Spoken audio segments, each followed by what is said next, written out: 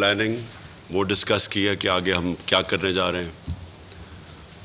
اس کے علاوہ ہم نے جس طرح کا تشدد کیا گیا، کیونکہ ہم اب پوری طرح رپورٹس آ رہی ہیں کہ ہوا اصل میں کیا، کس طرح کی حربے استعمال کیے گئے، اور جس طرح کی رپورٹس آ رہی ہیں ہم نے فیصلہ کیا. محمود خان پلیز آئیں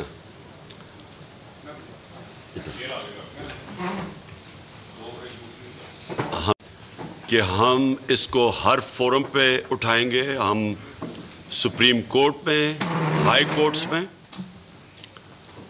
ہم ہیومن رائٹس آرگنائزیشن میں انٹرنیشنلی اس چیز کو اٹھائیں گے کہ انہوں نے ایک پرامن احتجاج جو جماعت 26 سال سے اس ملک میں ہمارا ایک ٹریک ریکارڈ ہے کہ ہم نے کبھی کسی قسم کا وائلنس نہیں کیا، کبھی انتشار کی پولیٹکس نہیں کی.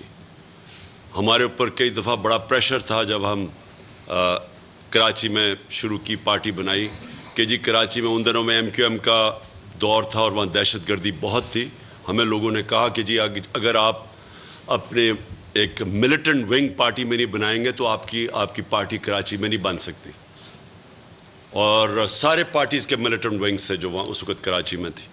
ہم نے واحد پارٹی تھی جس سے فیصلہ کیا کہ ہم کسی قسم کا ملیٹنٹ ونگ اس لیے نہیں بنائیں گے کیونکہ ایک دفعہ جب آپ اپنی پارٹی کے اندر یہ ڈال دیتے ہیں ملیٹنسی تو وہ پھر پارٹی کے اوپر ٹیک اوور کر جاتی ہے. تو کیونکہ ہم نے ہمیشہ اپنے آپ کو ایک ڈیموکریٹک پارٹی سمجھا، تو اس لیے جو ایک پرامن احتجاج، اور میں ریپیٹ کرتا ہوں کہ یہ احتجاج کس چیز کا تھا، میں اپنی قوم کو بار بار یہ ریمائنڈ کرواتا رہوں گا کہ باہر کی سازش ثابت ہو گئی. سارے ہمارے فورمز میں، کیبنٹ کے اندر، نیشنل سیکورٹی کونسل کے اندر، پریزیڈنٹ نے باقاعدہ وہ مراسلہ سپریم کورٹ کے چیف جسٹس کو بھیجا انکوائری کے لیے. جب ثابت ہو گیا کہ باہر سے انٹرفیرنس کی گئی، مداخلت کی گئی، پاکستان کے ایک انٹرنل افیئر نو کانفیڈنس کو کامیاب کرنے کے لیے ایک 22 کروڑ قوم کے سٹنگ پرائم منسٹر کے خلاف، صرف اس لیے کہ وہ ایک آزاد فورن پالیسی چاہتا تھا کہ اپنے ملک کے جو فورن پالیسی تھی اس کا فائدہ اپنے ملک کے لوگوں کو ہو، پھر دوسری کسی اور قوم کے لیے اپنی فورن پالیسی ہو. اس وجہ سے یہ ساری بیرونی سازش ہوئی. اور میں آج اپنی قوم کو بتانا چاہتا ہوں کہ زیادہ ٹائم نہیں لگا آپ کے سامنے، صرف 6 ہفتے لگے ہیں آپ کو سمجھ آنے میں کہ میں کیا کوشش کر رہا تھا، اور یہ جو غلام جو انہوں نے ہمارے اوپر ایک امپورٹڈ حکومت، ایک غلاموں کو مسلط کیا ہے، یہ اب آپ کے سامنے ہے. 6 ہفتے نہیں گزرے کہ 30 روپے انہوں نے قیمتیں بڑھائی ہیں تیل کی، ڈیزل اور پٹرول کی، جبکہ ہندوستان کیونکہ آزاد فورن پالیسی ہے، اس کے باوجود کہ وہ امریکہ کا اسٹریٹجک ایلائی ہے، انہوں نے اپنی قیمتیں کم کر دی ہیں. 25 روپے لیٹر، مجھے ایگزیکٹ پتہ نہیں، انہوں نے کم کر دی ہیں کیونکہ انہوں نے روس سے تیل 30% کم پہ امپورٹ کیا، جو ہم نے روس سے نیگوشیٹ کر لیا تھا. حماد اظہر جو پیٹرولیم منسٹر ہے، انہوں نے خط اپنا دکھایا ہے کہ ہم نے ان سے 30% کم پہ، یعنی ہم نے ان کو ڈسکاؤنٹ پہ ان سے تیل لینے کا معاہدہ کر لیا تھا. تو انہوں نے امریکن پریشر پہ، اور پھر انہوں نے IMF پہ پریشر ڈالا، قیمتیں انہوں نے اس کی وجہ سے بڑھا دی. یہاں IMF نے پریشر ڈالا کہ آپ قیمتیں بڑھائیں پٹرول اور ڈیزل کی، اور پھر جدھر سے ہمیں سستا تیل مل سکتا تھا وہ امریکنوں کے خوف سے، اپنے آقاؤں کے خوف سے انہوں نے وہ تیل نہیں لیا جو ہندوستان نے لیا، جبکہ ہندوستان ایک اسٹریٹجک ایلائی ہے امریکہ کا. اس کے باوجود انہوں نے سستا تیل لیا اور آج اپنے قوم کو فائدہ پہنچائے. یہ ہے فرق ایک آزاد فورن پالیسی کا، ایک غلامانہ فورن پالیسی کا، جس کی وجہ سے انہوں نے یہ میرے خلاف سازش کی. اس مراسلے میں لکھا ہوا ہے کہ عمران خان روس کیوں کیا، لکھا ہوا ہے اس کے اندر انہوں نے. اور دوسری وجہ ہمارے پروٹیسٹ کی یہ تھی کہ ایک یہ کہ ہم کسی قسم ہم آزاد لوگ ہیں. ہمارا ملک بنا تھا لا الہ الا اللہ کے نام پہ. ہمارا نعرہ وہ یہ تھا کہ ہم سوائے اللہ کے کسی کے سامنے نہیں جھکتے. یہ ضروری نہیں ہوتا کہ بت کے سامنے جھکنا شرک ہے. یہ آپ خوف کے بت کے سامنے بھی شرک ہے, لالچ بھی شرک ہے.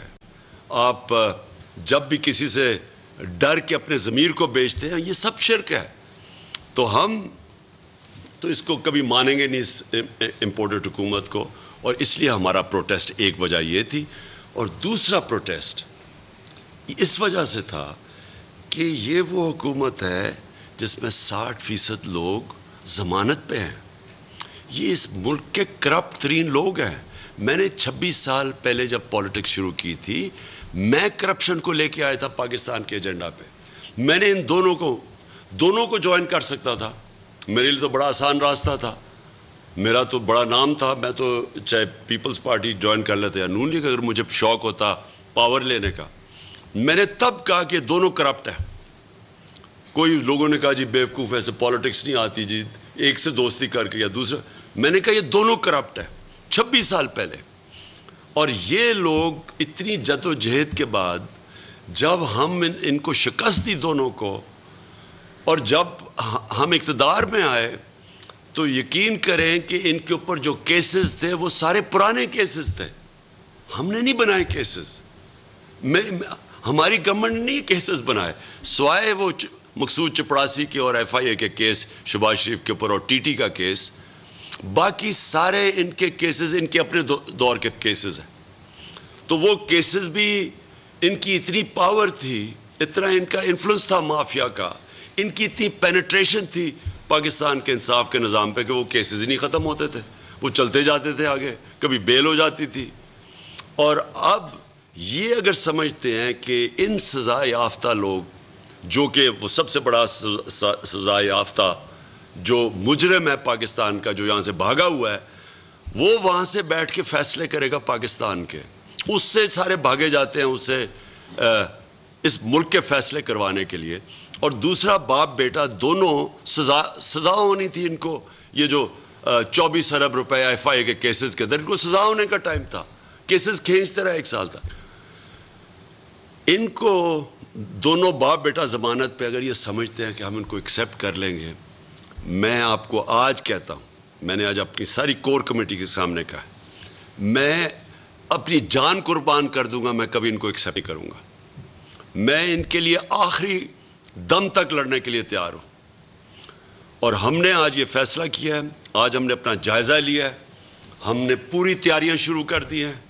میں نے ان کو 6 دن کا ٹائم دیا تھا. اس کے بعد میں اناؤنس کروں گا کہ ہم پھر کب آ رہے ہیں اسلام آباد, اور انشاءاللہ اس باری تیاری کر کے آئیں گے. انہوں نے جو ہمارے ساتھ کیا, جس طرح کا تشدد کیا, جو انہوں نے گلو بٹ ہمارے خلاف استعمال کیے, جس طرح کے انہوں نے کیسز بنائے, سب کے اوپر, ہم سب کے اوپر کیسز بنا دیے, ایف آئی آر کاٹ دیے. کیونکہ ان چوروں کا یہی کام ہے. یہ جو مافیاز ہیں, ان کا کام ہی یہ ہے کہ یا تو لوگوں کو خرید لو, جس طرح ججز کے اوپر وہ جو کوئٹہ بینچ کے اوپر بریف کیس لگتے تھے, جو سارے انہوں نے ٹیلی فون کال کر کے ججز سے وہ جسٹس قیوم سے فیصلے لے رہے ہیں, یہ شہباز شریف یا ان کی پارٹی والے. یا پھر سپریم کورٹ کو ڈنڈوں سے حملہ کر لو اگر وہ پیسے نہ مانگے, اگر جسٹس سجاد علی شاہ. یہ تو وہ مافیا ہے. یا پھر ٹیپیں بنا لو ججز کے اوپر اور ان کو ٹیپوں سے بلیک میل کرو. یہ تو وہ مافیا ہے جس کو سپریم کورٹ نے کہا تھا سسلین مافیا. تو یہ لوگ اب ہمارے اوپر کیسز بنائیں گے, کتنی ایف آئی آر کاٹیں گے. ہم نے فیصلہ کیا, پہلے تو مارچ کی تیاری آج سے میں نے سب کو لگا دیا کہ ابھی سے اپنے اپنے حلقے میں جائیں اور تیاری کریں. اب وہ کہ جو انہوں نے ہمارے سے کیا ہے, اس کو ہم نے کیسے کاؤنٹر کرنا ہے, وہ ہم نے پورا پلان بنایا ہوا ہے. دوسری چیز, سپریم کورٹ میں ہم جائیں گے پٹیشن لے کے, اور سپریم کورٹ سے آج ہم پوچھیں گے, ہم انشاءاللہ منڈے کو لے کے جا رہے ہیں پٹیشن, کہ کیا اس ملک کے اندر ایک پرامن احتجاج, اور احتجاج بھی ان چوروں کے خلاف, پرامن احتجاج, کیا یہ اس ملک میں ایک ڈیموکریٹک پارٹی کا حق ہے یا نہیں ہے. ہمیں واضح طور پہ بتا دیں کہ کیا یہ پکڑ دھکڑ ہونی ہے اگر ہم اگلے پرامن احتجاج کریں گے یا نہیں ہونی. ہمیں یہ واضح طور پہ بتا دیں سپریم کورٹ کہ یہ ہمیں ساری جگہ سڑکیں بند کریں گے, کنٹینر لگائیں گے, ملک کو تنگ کریں گے, سب کو بند کریں گے. 20 لاکھ لوگ لندن میں عراق وار کے خلاف نکلے, ایک کنٹینر نہیں لگا, ایک کچھ نہیں کو, کسی نے کسی کو نہیں پکڑا, کسی نے رات کے اندھیروں میں چھلانگیں نہیں ماری ان کے گھروں کے اندر اور ان کی عورتوں کو تنگ کیا. میں آج ڈاکٹر یاسمین کو بٹھایا ہوا ہے. ڈاکٹر یاسمین 70 سال سے اوپر ہے. ان سے جو ساری ان کی ویڈیو چل رہی ہے کہ جو انہوں نے کیا ہے ہمارے ساتھ, کہ ہم جس طرح کوئی ملک دشمن تھے, ہم پتہ نہیں کوئی اسلام آباد میں کوئی انتشار پھیلانے آ رہے تھے. ہم نے 126 دن کا دھرنا کیا ہوا ہے اسلام آباد میں ڈی چوک میں. بتایا ہم نے کیا کوئی توڑ پھوڑ کی, کوئی کسی کو کچھ کیا. وہ بھی جو انہوں نے کیس بنایا وہ پی ٹی وی کا, میں چیلنج کرتا ہوں وہ فراڈ تھا. میں چیلنج کرتا ہوں, مجھے بتائیں وہاں سی سی ٹی کیمرہ لگے ہوئے, وہ ہمارے نہیں تھے. ابھی ہمیں انفارمیشن ہے انہوں نے کئی درختوں کو آگ لگا دی. وہ صاف نظر آ رہا ہے کہ وہ ہمارے لوگ ہی نہیں تھے. وہ ایک جگہ پولیس والے کر رہے تھے, ایک جگہ نون لیگ والے لوگ کر رہے تھے ہمارے اوپر ڈالنے کے لیے, کیونکہ یہ مافیا ہے. ہمارا ہمیشہ پرامن احتجاج رہا ہے. میں اگر پاکستان میں فیملیز کو بلا رہا ہوں, فیملیز کو کہہ رہا ہوں کہ آپ آئیں, اور فیملیز تھی رات صبح کے سارا راستہ جو میں اسلام آباد انٹر کیا 7 گھنٹے لگے, دونوں طرف سڑک کی تصویریں آپ کی, عورتیں کھڑی ہوئی ہیں, بچے لوگوں نے اٹھائے ہوئے ہیں. تو کیا ہم انتشار کرنے آ رہے تھے؟ تو ہم نے سپریم کورٹ کو انشاءاللہ منڈے کو جائیں گے.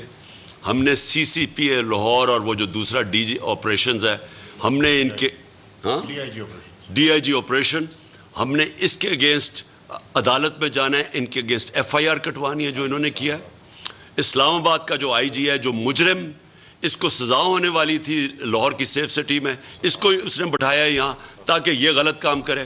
ہم نے جن ہم نے نام لکھ رہے ہیں پولیس آفیسرز کے, ساروں کو ہم نے لے کے جانا ہے, ان کے اوپر ایف آئی آرز کاٹیں گے. ہم نے ان کو کبھی ان کے سارے نام سارے سوشل میڈیا پہ ان کی شکلیں ڈالیں گے جو انہوں نے اس ملک کے ساتھ کیا ہے. اور میں اپنے سپریم کورٹ کو, اپنی عدلیہ کو, دیکھیں یہ پاکستان کی جمہوریت کا اب امتحان ہے.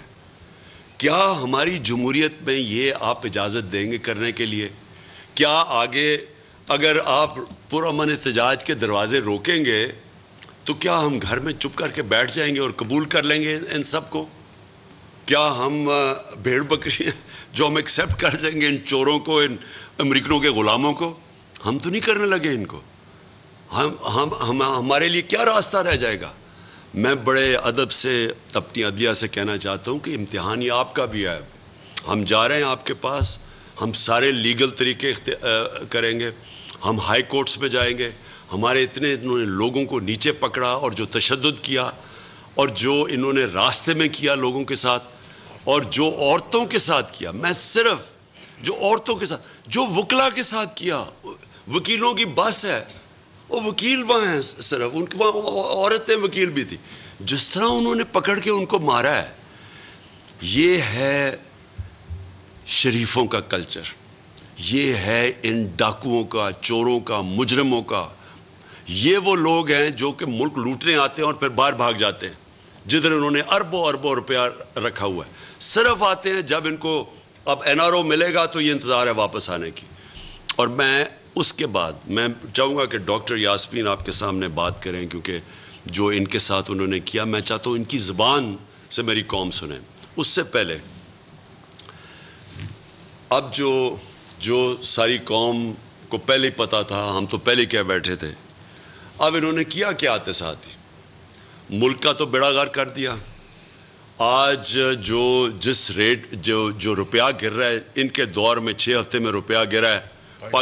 پاکستان کی تاریخ میں مجھے بتا دیں کہ کتنے چھوٹے ٹائم میں اتنی تیزی سے روپیہ گرا ہے.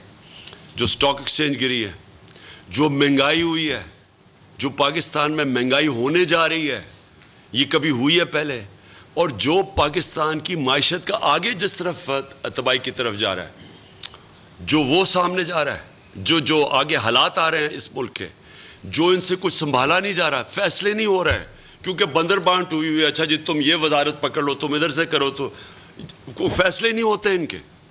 تو یہ جو ملک کے ساتھ آج ہو رہا ہے, میں صرف آج اپنے اداروں کو یہاں بیٹھ کے ایک پاکستانی ہوتے ہوئے, میں آج ایک پاکستانی ہوتے آپ سب کو کہہ رہا ہوں کہ یہ ملک جا رہا ہے تباہی کی طرف. اس ملک کو بچانے کے لیے صرف ہم نے کوئی ٹھیکہ نہیں لیا ہوا, یہ ساری قوم کا ذمہ داری ہے, یہ اداروں کی ذمہ داری ہے جو یہ سارا تماشا دیکھ رہے ہیں.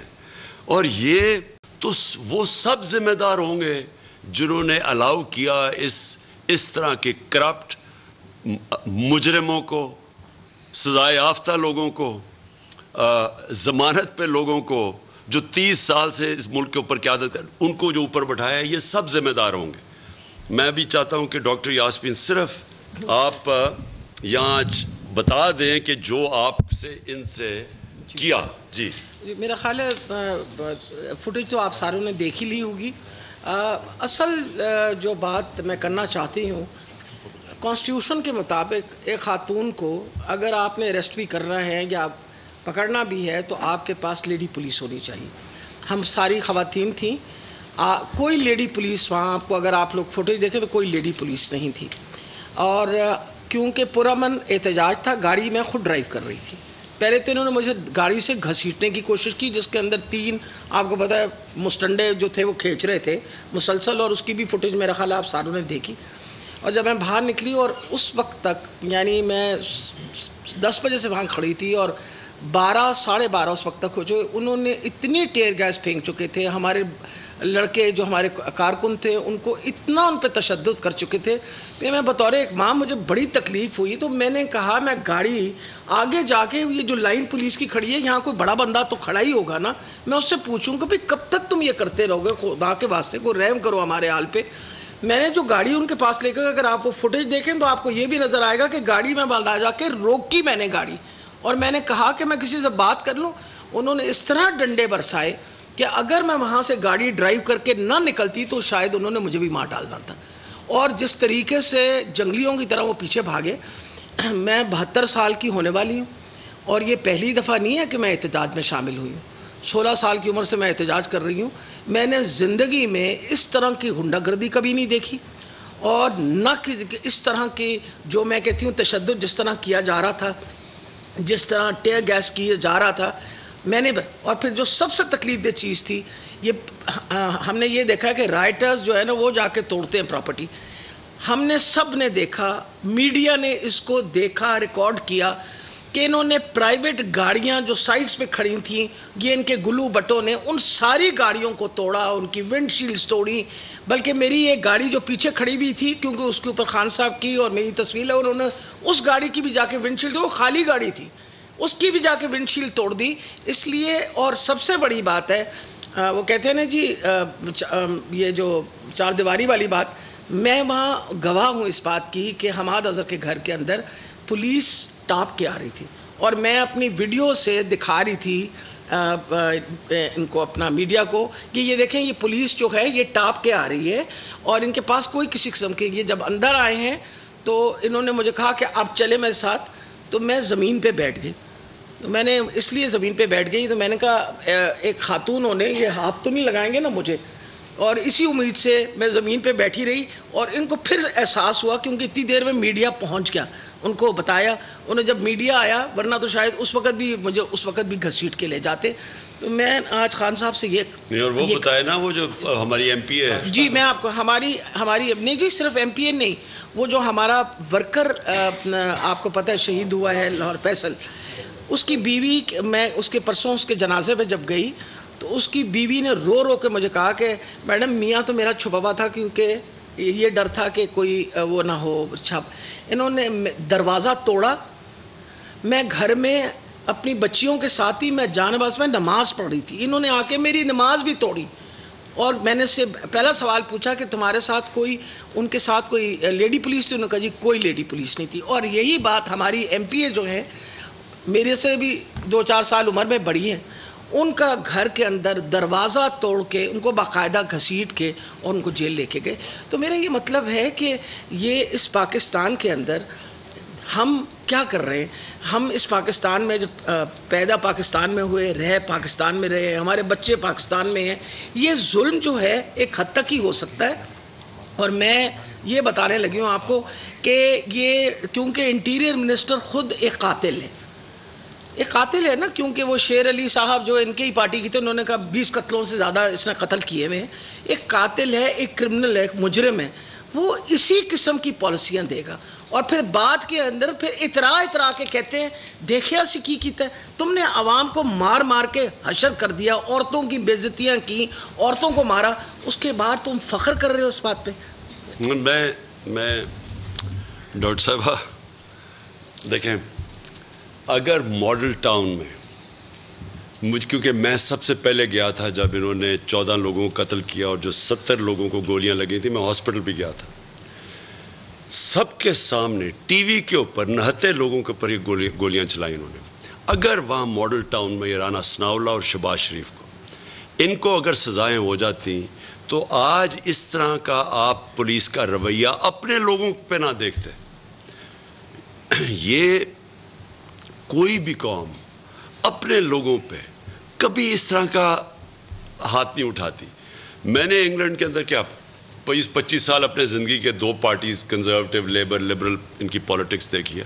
مظاہرے میں نے وہاں بھی دیکھے ہیں. میں نے آپ کو بتایا 20 لاکھ لوگ نکلے عراق وار کے خلاف.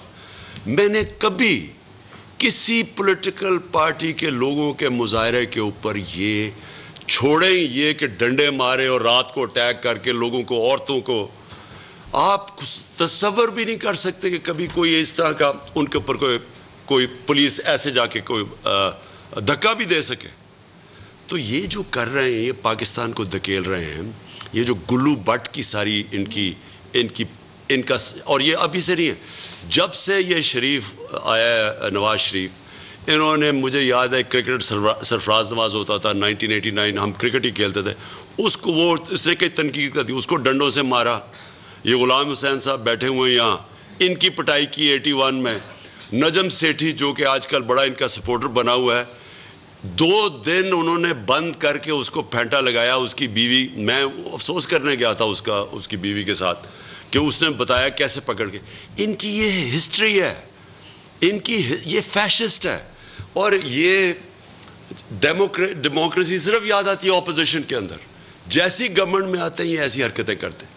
تو میں 2 چیزیں آخر میں کہنا چاہتا ہوں. ایک کہ اگر ان کا خیال ہے آج ہماری پارٹی میں غصہ ہے، میں نے جو اس دن رکا ہوں، میں صرف اس دن ہم ساری تیاری کر کے آئے ہوئے تھے وہاں بیٹھنے کے لیے، میں صرف ایک وجہ سے رکا کہ جس طرح کا غصہ تھا لوگوں میں، کیونکہ کوئی نہیں سمجھ رہا تھا. سپریم کورٹ نے صبح کوئی ہمیں وہ دی گائیڈ لائنز دی آئیں کہ جناب رکاوٹیں بھی ہٹ جائیں گی، چھوڑ دیا جائے ورکرز کو گرفت.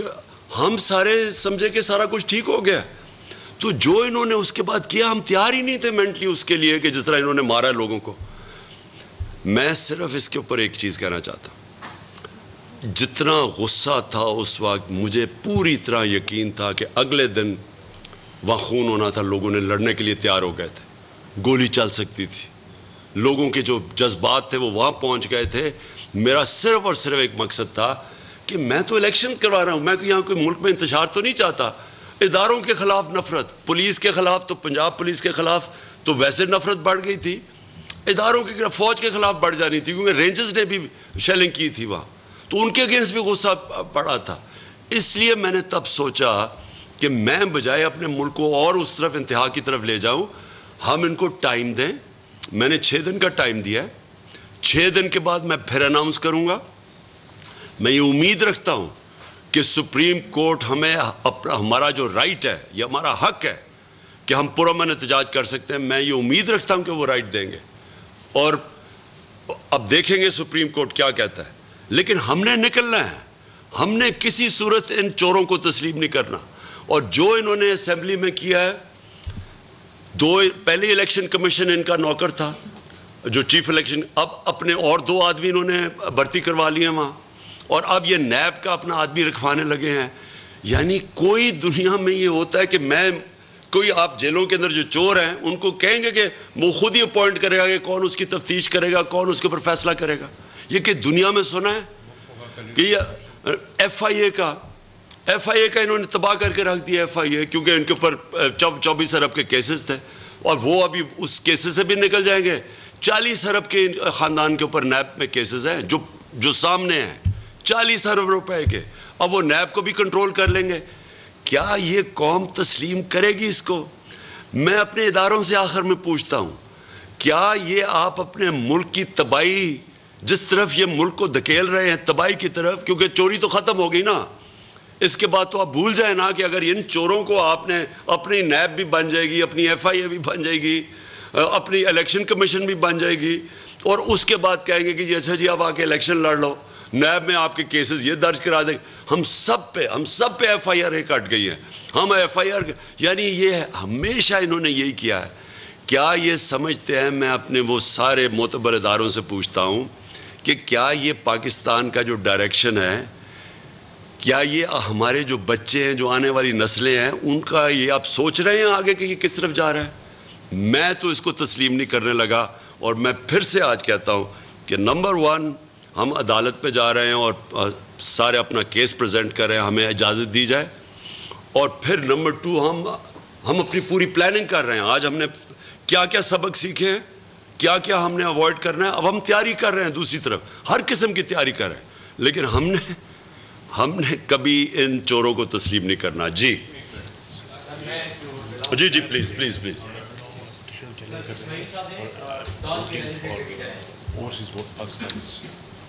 جی سوری، 2 چیزیں ہم چیلنج کر رہے ہیں عدالت میں. ایک تو انہوں نے اوورسیز پاکستانیز کی ووٹنگ ختم کی ہے.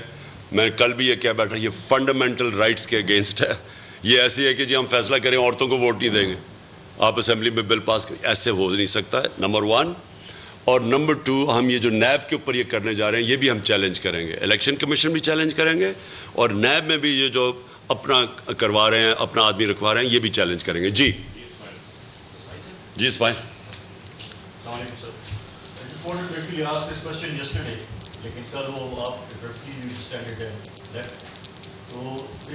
اس نے آپ کو پتہ ہی سوال اٹ واز فرمائشی، آپ کو پتہ نا فرمائش کدھر سے آئی ہوگی. جی ایکچولی آپ ڈیمانڈ کر رہے ہیں کہ الیکشن ہونی چاہیے. Does this also include new election commission composition of the caretaker government? Can you just want to restrict yourself to holding the election? دیکھیں جی، الیکشنز تو نمبر 1 پرائیورٹی. جب اس کے بعد جب آپ بیٹھیں گے الیکشنز کے اوپر، پھر ہم باقی چیزیں نیگوشیٹ کر سکتے ہیں. دیکھیں الیکشن کمیشن کے اوپر کیسے ہو سکتا ہے کہ پاکستان کی جو سب سے بڑی جماعت ہے آج، اس کو کانفیڈنس ہی نہیں ہے اس کے اوپر. تو کوئی بھی الیکشن کمیشن ایک جج ہوتا ہے، جو جس طرح ایک جج فیصلہ کرتا ہے، کیونکہ بیچ میں فریق ہوتا ہے نا، جس طرح ایک امپائر ہوتا ہے. اب جب ایک ٹیم کہہ رہی ہے کہ مجھے جج پہ کانفیڈنس ہی نہیں ہے، تو جج ریکوز کر لیتا ہے اپنے آپ کو. یہ تو ایک بیسک، کیونکہ ججمنٹ کے پیچھے مورالٹی ہوتی ہے، آپ کے پاس مورل سٹرینگتھ ہوتی ہے جوڈیشری میں بھی، کہ آپ کو ڈنڈے سے یا بندوق سے تو نہیں کرتے، آپ کی مورل اتھارٹی ہوتی ہے. تو مورل اتھارٹی تو ختم ہوگی نا، کہ ایک پارٹی کہہ رہی ہے، بار بار یہ فیصلے کر رہے ہیں، جا کے شریف فیصلے ہوتے ہیں شریفوں کے گھر پہ، جو کہ ہمارے اوپر. تو اس لیے وہ سیکنڈ فیز ہے. پہلا فیز یہ ہے کہ الیکشن ڈیٹ دی جائے. جی وہ سیکنڈ فیز ہے. جی سر، جیسے کل آپ نے ایک فلیکسیبلٹی کا مظاہرہ کیا اور آپ نے کہا کہ جی ہم مذاکرات کے لیے جا سکتے ہیں، لیکن کنڈیشنلی. تو اس مذاکرات کی جو کنڈیشن ہے، اس میں ویسے بھی امکان ہے کہ واپس اسمبلی میں جایا جائے اور اسمبلی میں جا کر اس مذاکرات کے سلسلے کو آگے بڑھایا جائے. دوسرا، آپ نے جیسے کہا کہ لوگوں میں غصہ تھا، باقی ہم نے دیکھا ہے 25 تاریخ میں وہ وہاں پر تھا، غصہ ہم نے دیکھا کس قسم کا تھا. لیکن ایک طرف عام عوام تھی، دوسری طرف جب یہ آپ واپس ہو گئے تو وزیر اعظم صاحب وہاں پر آئے اور پولیس فورس سے ملے اور ان کو شاباشی دی کہ آپ نے تشدد کیا ہے. پھر ہم نے مریم نواز صاحبہ کو دیکھا کہ وہ لاہور گئی ہیں، جو شہید کانسٹیبل اس کے گھر گئی ہیں، اس پر بھی آپ کے حوالے سنا تھا کہ اس کے بھی آپ ذمہ دار ہیں. تو آپ، اور آج آپ کہہ رہے ہیں کہ ہم اپنے باتوں کو کہہ رہے ہیں کہ تیاری کریں. تو کوئی ایسا تو نہیں ہے کہ دوبارہ آپ جو پرامن احتجاج آپ ہمیشہ اس کا نعرہ لگایا، تو یہ پرامن پرتشدد احتجاج کی طرف تو نہیں ہو جائے گا؟ دیکھیے جی، آپ میں ایک چیز کر دوں. دیکھیں نیگوسیشنز تو ہمیشہ ہماری چلنی چاہیے. نیگوسیشن دے کیونکہ میں کوئی جنگ تو نہیں چاہتا نا. میں تو بیسکلی الیکشن میں یہ کہتا ہوں کہ کسی باہر کی قوت کا رائٹ نہیں ہے کہ پاکستان میں کوئی گورنمنٹ امپوز کر دے. یہ رائٹ ہے پاکستانی عوام کا. جو پاکستانی عوام ایک فری اینڈ فیئر الیکشن سے الیکٹ کرتی ہے وہ جائز. تو میرا تو جس طرح بھی ہم ادھر تک پہنچ جائیں فری اینڈ فیئر الیکشنز کی طرف, میں ہر قسم کی نیگوسیشن کی نا جی کہ یہ شریف خاندان کی ہسٹری ہے. آپ اٹھا کے دیکھ لیں ان کی زندگی انہوں نے کیا کیا ہے. امیر المومنین بننے جا رہا تھا, ہی وانٹس ٹو بی ابو لا. ہم ان کو جانتے ہیں, ہم ان کو لاہور سے جانتے ہیں, کدھر سے شروع ہوئے تھے کدھر پہنچے ہیں. یہ سمجھتے ایک ہی چیز سمجھتے ہیں کہ ڈنڈے کے ذریعے سب کو ٹھیک کر دیں, اور یہ انہوں نے کرنے کی کوشش. دیکھیں جی طاہر القادری سے انہوں نے کیا کیا. اس نے پہلے ایک دفعہ کوئی یہاں سٹ ان کی تھی, وہ دوسری دفعہ پلاننگ کر رہا تھا, انہوں نے اس کو سبق سکھایا تھا. انہوں نے اصل میں اس کو پیغام دیا تھا اور سب کو باقی کہ کوئی کھڑا ہوگا تو ہم یہ کریں گے. اور مجھے افسوس کی بات یہ ہے کہ یہ ہمیشہ بچ جاتے ہیں. ہمارا جو عدالتی نظام ہے, مجھے افسوس سے کہنا پڑتا ہے کہ جتنی انہوں نے شریف خاندان کو بچایا ہے نا آج تک, ہر چیز سے بچ جاتے ہیں. آپ ان کے اٹھا کے دیکھیں کیسز, ان کے ہدایبہ پیپر مل کیس لے لیں, جو ان کے پیرے کیسز ہیں, ان کے 6 ارب روپے کے ان کے اوپر لون ڈیفالٹ تھا, 6 ارب روپے کا. عدالت نے کہا جی کہ 14 سال کے بعد کہ نہیں جی آپ کو ضرورت ہی نہیں ہے وہ اس کے اوپر مارک اپ دینے کی. کبھی کسی بزنس سے یہ کیا ہے کہ 14 سال کے بعد 6 ارب, آپ صرف 6 ارب زمین میں ڈال لیں, وہ 100 ارب کا پہنچ جائے 14 سال کے بعد. انہیں کہتے نہیں جی آپ کو مارک اپ دینے کی ضرورت.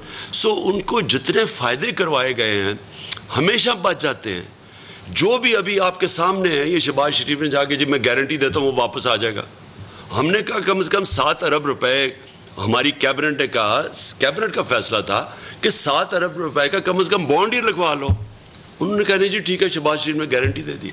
میں صرف یہ کہہ رہا ہوں کہ جتنا ان کو جو انصاف کے نظام نے پاکستان میں آج تک ان کو بچایا ہے, کسی اور پارٹی, باید پیپلز پارٹی کی میں ایک بات مانتا ہوں, وہ بار بار بے نظیر کہتی رہتی تھی کہ ان کو یہ ہمیشہ ان کے لیے مختلف ہیں سٹینڈرڈز جسٹس کے جو ہمارے ہیں, وہ بالکل ٹھیک کہتی تھی. دیکھیے جی اسمبلی وہ ساری چیزیں سیکنڈری ہیں. جب تک الیکشن کی ڈیٹ نہیں ملتی اس کے بعد اس کے آگے باتیں نہیں جا سکتی. جی آپ نے زور دیا کہ آپ کا مارچ تھا وہ پرامن تھا, شاید اسی لیے اپنے فیملیز کو بلایا تھا. آپ کی بات بالکل درست ہے, لیکن اسی دوران جو آپ کے پرانے وزیر داخلہ تھے جو ہمیشہ آپ کے متعلق اس طرح بیان دیتے تو وہ آپ ہی کا لگتا ہے, شیخ رشید صاحب, وہ خونی کا تو کیا خیال ہے کہ انہوں نے مجھے زیادتی نہیں کی آپ لوگوں کے ساتھ جو آپ کا پرامن مارچ تھا اس کو. دیکھیں شیخ رشید ایک میرے سے بہت سینئر پولیٹیشین ہے, اور ان کا ایک اپنا انداز ہے, ان کی اپنی پارٹی ہے, ہمارے کولیشن پارٹنر ہیں. لیکن میں تو اپنا ہی کہہ سکتا ہوں نا, وہ تو ان سے پتہ نہیں ان کا خون کس طرح, وہ شاید ان کو شریفوں کو تو خیر ان کے ساتھ بڑی دیر تک رہ چکے ہیں, وہ شاید ان کو جان کے یہ سوچتے ہوں گے. لیکن دیکھیں میں آپ کے سامنے, میں نے ہمیشہ ہمارے جلسوں میں, آپ سارے جلسے اٹھا کے دیکھ لیں, بلکہ میاں والی جیسی جگہ پہ, یہ کوہاٹ جیسی جگہ پہ کبھی اتنی خواتین نہیں آئیں جلسے پہ جو آپ آئی ہیں. تو ہم ایک اکراس دا بورڈ ایک پارٹی ہے جو ہر قسم کی اٹریکٹ, دینی مدرسے سے لوگوں کو لے کے انگلش میڈیم کلاس جو کبھی نان پولیٹیکل, سب کو اٹریکٹ کرتے ہیں ہم, کیونکہ ایک براڈ بیسڈ ہماری اپیل ہے. اس لیے میں کبھی بھی انتشار کے لیے نہیں, اس لیے ہماری پوری کوشش ہے کہ سپریم کورٹ سے ہم کلیئرنس لیں, اور پھر ہم ایک ملک میں صرف ان کو دکھانا چاہتا ہوں کہ قوم کھڑی کدھر ہے. میں جب بلاؤں گا اس بار یہ لوگوں کو, سپریم کورٹ کی ایک دفعہ کلیئرنس ہمیں ہو جائے کہ یہ گلو بٹ ہے ان کے, اور یہ جو انہوں نے خاص طور پہ چینجز کیے ہیں, انہوں نے پولیس میں چینجز کیے, بیوروکریسی میں چینجز کیے اپنے وہ خاص لوگوں کو لانے کے لیے جنہوں نے یہ تشدد کیا. میں صرف سپریم کورٹ سے پروٹیکشن چاہتا ہوں. میں آپ کو آج دعویٰ کرتا ہوں کہ پاکستان کی تاریخ میں کبھی اتنی پبلک نہیں نکلے گی جو ہم نکالیں گے. میں ایک ایڈ کرنا چاہوں گا خان صاحب کی اجازت سے. دیکھیے انہوں نے تشدد کیا, لاٹھیاں برسائیں, ٹیئر گیسنگ کی, اشتعال دلوایا, اس کے باوجود اسلام آباد میں ایک شیشہ نہیں ٹوٹا, ایک گملہ نہیں ٹوٹا. اس سے ظاہر کیا ہو رہا ہے کہ ورکر کو, پی ٹی آئی کے ورکر کو چیئرمین کی ہدایت تھی آپ نے تشدد کا راستہ اختیار نہیں کرنا, آپ نے صبر کا مظاہرہ کرنا ہے. یہ کلیئرٹی آپ کے سامنے ہے نا. اور صبح کو آپ کے سامنے ابھی سوشل میڈیا پہ ہماری عورتیں نکلی اور وہ صاف کر رہی ہیں, وہ جو سارا گند پڑا ہوا تھا وہ صاف کر رہی تھی. اور یہ ہماری ٹریڈیشن رہی ہے. ہم نے جب دھرنے میں بھی تب سے اپنے لوگوں کو ٹرین کروایا ہوا تھا. 126 دن میں کبھی ہم نے کوئی توڑ پھوڑ نہیں کی, ہمیشہ وہ صفائی کرتے تھی. ایک پرامن احتجاج کی ٹریڈیشن بنائی ہوئی ہے پاکستان میں. جی سر, آپ نے کہا کہ انہوں نے معیشت کا بیڑا غرق کر دیا, اسٹاک ایکسچینج کی بات کی, روپے کے گرنے کی بات کی. حماد کو بلانا چاہیے تھا. اسد ہے, ایک منٹ, ہاں ٹھیک ہے اسد. اور آپ نے یہ بھی کہا کہ ان سے فیصلہ نہیں ہو پا رہا. سر میرا سوال آپ سے یہ ہے کہ اگر ان سے فیصلہ کیوں نہیں ہو پا رہا, آپ کیا سمجھتے ہیں, کیا یہ کسی کی طرف دیکھ رہے ہیں؟ دیکھیں, ایک تو یہ ایک لیجیٹمیٹ حکومت نہیں ہے, لائی گئی ہے. اور جس کے پاس ایک پبلک مینڈیٹ نہیں ہوتا, اس لیے تو ڈر رہے ہیں الیکشن سے. ان کو پتہ ہے کہ ان کے پاس پبلک مینڈیٹ نہیں ہے. تو یہ ان کے لیے جب آپ کے پاس مینڈیٹ نہ ہو اور کوئی لے کے آیا ہو آپ کو, تو وہ پھر آپ اسی کی طرف دیکھتے ہیں. یہ جو انہوں نے آئی ایم ایف کی بات مان کے پٹرول مہنگا کر دیا ہے اتنا, اور ڈیزل مہنگا کر دیا ہے, اور روس سے جو حماد اظہر کو میں نے خاص بلایا, انہوں نے تو بلکہ اب لیٹر بتایا جو ہماری امریکنوں سے روسیوں سے ڈیل چل رہی تھی. تو جب وہ ان کے ڈر سے نہیں کرتے تو ان کے پاس کوئی حکومت کرنے کی کوئی ان کے پاس وہ طاقت کہہ دیں, کیپبلٹی, بڑے فیصلے کرنے کی طاقت تو ہے ہی نہیں. انہوں نے ابھی تک جو کہتے جی ڈیزل ہم نے بڑھانا ہے, تیل بڑھانا ہے, کیونکہ انہوں نے روس سے تو امپورٹ نہیں کرنا, تو وہ بھی ان سے کیا جا رہا تھا. وہ نواز شریف کچھ کہہ رہا ہے, اسحاق ڈار کچھ کہہ رہا ہے, یہاں کچھ کہہ رہے ہیں. ایسے حکومت نہیں چل سکتی. میری کنٹینشن یہ ہے کہ جتنی دیر یہ رہیں گے یہ ملک مزید اور کرائسس میں گرتا رہے گا. جی سر, آپ تیاری کی بات کر رہے ہیں کہ اس بار زیادہ تیاری ہوگی. تیاری یقیناً آپ کی ہوگی, لیکن حکمت عملی کیا ہوگی کہ جو باقی 3 صوبے ہیں, اس کے ساتھ آزاد کشمیر ہے, گلگت بلتستان ہے, خصوصاً پنجاب جو کہ آبادی کے لحاظ سے سب سے بڑا صوبہ ہے, وہاں سے زیادہ لوگ جو ہے وہ آئیں اور ان کی موبلائزیشن ہو. یہاں پہ آپ خود لیڈ کر رہے تھے, میں مختار صاحب سے بڑا قافلہ دیا جس کو اس کی تعداد کی اسٹرینتھ کی وجہ سے روکنا ممکن نہیں تھا. آپ نہیں سمجھتے کہ زیادہ موبلائزیشن کی ضرورت ہے, پلس آپ اگر خود وہاں سے ہوں ایک بات, اور دوسری یہ جو آپ کے اتحادی ہیں جو آپ کے ساتھ حکومت میں رہے, وہ ایک لاتعلق سے نظر آ رہے ہیں سارے پالیسیز سے. سر آپ کے ساتھ ابھی جو ایک اتحادی ہے سر, دیکھیے پہلے تو میں ایک چیز یہ واضح کر دوں کہ اگر پنجاب میں لوگوں کو نہ روکتے, کیونکہ یہاں تو نہیں روکا نا, کے پی میں اور اپنے ہمارے جی بی میں اور آزاد کشمیر میں, تو نہیں میں سر ہماری جو موبلائزیشن یہاں ہوئی وہ تو آرام سے ہوئی نا. کسی نے رات کو گھروں میں چھاپے مار کے لوگوں کو تو نہیں پکڑا نا, تو آرام سے ہم موبلائز کر کے نکل سکے. ادھر اگر پنجاب میں یہ لوگوں کو نہ روکتے, آپ کو پتہ ہے مینار پاکستان میں, گجرانوالہ میں, آپ تاریخ اٹھا کے ملتان میں, ان کی پاکستان کی تاریخ میں اتنی بڑی پبلک نہیں نکلی, خود چل کے آئی. تو لوگ تو پنجاب میں بھی موبلائز تھے, لیکن انہوں نے تشدد اتنا کیا اور ڈرایا اتنا, اور یہ جو ان کی پرانی عادت ہے لوگوں کے اوپر خوف کرنا, وہ اتنا تھا کہ جو عام پبلک تھی وہ ڈر گئی. تو اس لیے جس طرح میں نے کہا کہ آج ہم منڈے سے لیگل ایکشن جائیں گے سپریم کورٹ میں. جی اور سر ہزاروں کے حساب سے ہمارے جو سر ہمارے ورکرز تھے 4000 تو ہمارے ورکرز انہوں نے اریسٹ کیے ان دا فرسٹ. سر آپ ابھی ہیں یہاں پہ اور وہ ہے پشاور پریس کلب کا پریزیڈنٹ ہوں الیکٹڈ باڈی ہے مور دین 600 ممبرس کے. اور یہاں پہ جو ہے سر محمود خان صاحب کی قیادت میں صوبائی حکومت کے ساتھ جو ہماری ورکنگ ریلیشن شپ ہے وہ آئیڈیل ہے, مطلب اس کی ویلفیئر کے حوالے سے جو اس کی وہ آپ یہاں پہ ہے سر. تو اور لگتا یہ ہے کہ اس بار بھی آپ یہیں سے جائیں گے, تو ہماری ریکویسٹ ہوگی کہ اگر آپ کے پاس کوئی time who meet the press میں ہم آپ کو جی میں صرف آخری اپنا کویشچن لے, صرف میں چاہوں گا مراد تھوڑی سی ڈیٹیلز بعد میں دے دینا, حماد سوری بعد میں ڈیٹیلز دے دینا, تاکہ آپ کو معیشت کو ذرا صرف موٹی موٹی چیزیں ضرور لکھ لیں یہ جو حالات 6 ہفتے سے میں. اس سے پہلے میں صرف یہ کہوں گا کہ میں یہاں جو ہمارے ورکرز جن کو جو زخمی ہوئے ہیں, عمر ایوب جس طرح ان کے اوپر ڈنڈے برسائے گئے ہیں, اور جو ہاسپٹل میں ابھی تک باقی میرے کتنے کارکن یہاں جو انجر ہوئے ہیں, میں ان سب کو ملوں گا. جن سارے یہاں کارکنوں نے اچھا کام کیا ان کو مل رہا ہوں. پنجاب میں پنڈی, اسلام آباد میں, کیونکہ بڑے لوگ زخمی ہوئے ہیں اس کے اندر, تو میں نے ان ساروں کو ملنا ہے. ہماری خواتین جس طرح وہ کھڑی ہوئی ہیں جو شیلنگ کے سامنے, پتہ نہیں آپ نے سینز وہ دیکھے ہیں یا نہیں, میں نے کبھی اس طرح خواتین کو کھڑی, یعنی شیلنگ ہوتی تھی وہ واپس چل جاتی تھی پھر آ جاتی تھی سامنے. تو جس طرح سینز ہیں میں تو ان ساروں کو پہلے ملوں گا. پلاننگ بھی یہاں پوری کر رہا ہوں, اور جس طرح آپ نے کہا کہ جس طرح میرا پلان تیار ہو جائے گا تو وہ قوم کے سامنے آئے گا. اور میں آپ کو یقین دلاتا ہوں میری اسٹرینتھ ایک کیپٹن کی اسٹریٹجی ہے, تو میں اب اسٹریٹجی یہ حالات کے مطابق پلان کر رہا ہوں. ایک اسٹریٹجی وہ آپ کے سامنے آئے گی. پہلے میں سپریم کورٹ کا دیکھنا چاہتا ہوں. جی حماد ادھر آ جاؤ.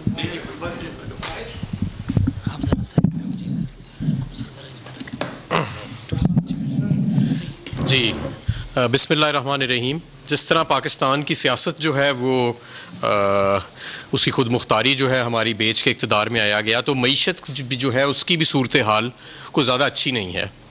پچھلے 45 دن میں جو روپیہ ہے وہ 22 روپے اپنی قدر کھو بیٹھا ہے. یہ تقریباً 50 پیسے فی دن اس کی ایوریج بنتی ہے اس جو ہمارے اوپر مسلط شدہ حکومت ہے اس کے دور میں. جو یورو بانڈز ہیں, میں آپ کو بتاتا چلوں کہ euro bonds vote of no confidence table ہونے سے پہلے پاکستان کے 6% پہ ٹریڈ ہو رہے تھے بین الاقوامی مارکیٹ میں, اور یہ اس کا ریٹ طے ہوتا ہے کنٹری کی رسک دیکھ کے, کنٹری کا آؤٹ لک دیکھ کے کہ کنٹری میں کتنا پوٹینشیل ہے. جتنا کم اس کی پرسنٹیج ہو اتنا سمجھا جاتا ہے کہ ملک جو ہے اس میں زیادہ پوٹینشیل ہے. اور 6% بڑا اچھا کمپیٹیٹیو ریٹ تھا کووڈ کے دوران بھی. وہ اب 25 سے 30% پہ چلے گئے ہیں 45 دن کے اندر, 45 سے 50 دن کے اندر.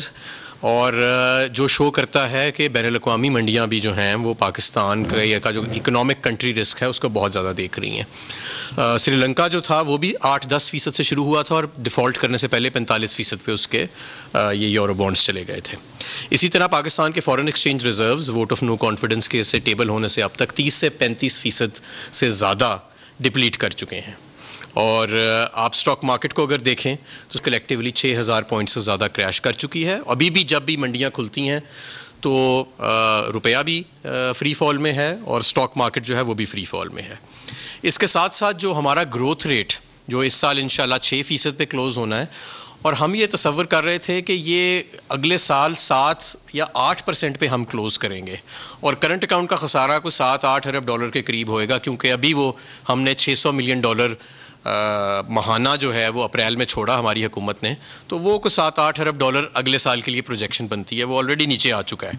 تو اس کو مینٹین کرتے ہوئے ہم سمجھ رہے تھے کہ یہ 7-8% کے اوپر ہم گروتھ چھوڑیں گے. لیکن فی الحال یہ صورتحال ہے کہ ملک کی معیشت کو بالکل خدا نخواستہ کولیپس کے قریب لا کے کھڑا کر دیا گیا ہے. اسی طرح اگر آپ دیکھیں تو ابھی بھی IMF کے معاملے پہ ابہام ہے. ہمارا جو تیل کی انہوں نے قیمتیں 30 روپے ایک ہی گو میں ریز کی ہیں, اور ابھی انہوں نے 30 روپے اور ڈیزل کی قیمت بڑھانی ہے فی لیٹر. تو اس میں 20-30 روپے تو صرف وہ ہیں جو ان کے دور میں جو 22 روپے روپیہ کمزور ہوا ہے اس کی وجہ سے ہے. باقی جو ہے 20-30 روپے وہ عالمی منڈیوں کی وجہ سے ہے. اور اس کا بھی ہم نے توڑ نکالا تھا کہ روس جو ہے وہ بڑا ایگر تھا ہمیں 30% کم پہ تیل اور گیس جو ہے وہ سیل کرنے کے لیے، اور اس سلسلے میں روس کے حکام نے خود مجھے ہمارے جو وہاں سفیر ہیں ابھی بھی موجود ہیں، ان کے ذریعے پیغام بھجوایا کہ ہمیں باقاعدہ طور پہ جو ہماری بات چیت چل رہی ہے اس کو تحریری فارم میں لے کے آئیں. تو میں نے ان کو ایک لیٹر لکھا اور اس میں لکھا کہ ہم اپریل میں پہلے کارگوز خریدیں گے، اور وہ لیٹر آج بھی میرے سوشل میڈیا پہ ٹویٹر کی ٹائم لائن پہ موجود ہے اور تمام صحافیوں کے ساتھ شیئر ہم کر چکے ہیں. تو اگر ہم وہ لے لیتے تو آج نہ تو آپ کے فارن ایکسچینج ریزروز کی اتنی بری صورتحال ہوتی، نہ آپ کو 30 روپے لیٹر قیمت بڑھانا پڑتی. آپ دیکھیں کہ ہمارا ہمسایہ ملک ہندوستان وہ روس سے سستا تیل لے رہا ہے اور انہوں نے 25 روپے پاکستانی 25 روپے قیمتوں کو بڑھایا. معیشت میں سمجھتا ہوں مزید زیادہ دن ایسے سسٹین نہیں کر سکتی. ایف آئی اے میں کیسوں کی پیروی ختم کرا دینا، نیب کو بالکل ختم کر دینا، اپنی مرضی کا نیب کا چیف، اپنی مرضی کا لیڈر آف اپوزیشن لگا لینا، یہ قیمت یہ تو ان کے اپنے ذاتی اقتدار کی خاطر ہے. لیکن جو اس وقت ملک کی معیشت کے ساتھ ہو رہا ہے، اور یہ وہ معیشت تھی جو مارچ کے شروع میں جہاں پہ یہ کرائسس بالکل دور دور تک موجود نہیں تھا، اور ہم آپٹمزم تھا پوری معیشت کے اندر. آپ کی بڑے درجے کی صنعت جو تھی وہ 26% اس میں اضافہ ہوا مارچ کے مہینے کے اندر. ایکسپورٹس آپ کی $32 ارب، گڈز اینڈ سروسز کی ایکسپورٹس $38 ارب، ریمیٹنسز آپ کے $32 ارب پہ چلے گئے. تو یہ وہ ملک تھا، یہ اس کی معیشت تھی. اور آج یہ صورتحال ہے کہ یورو بانڈز آپ کے 25 سے 30% پہ فلوٹ کر رہے ہیں، یعنی اس ملک کے برابر جو دیوالیہ ہونے کے قریب ہوتے ہیں. تو یہ اس وقت صورتحال ہے.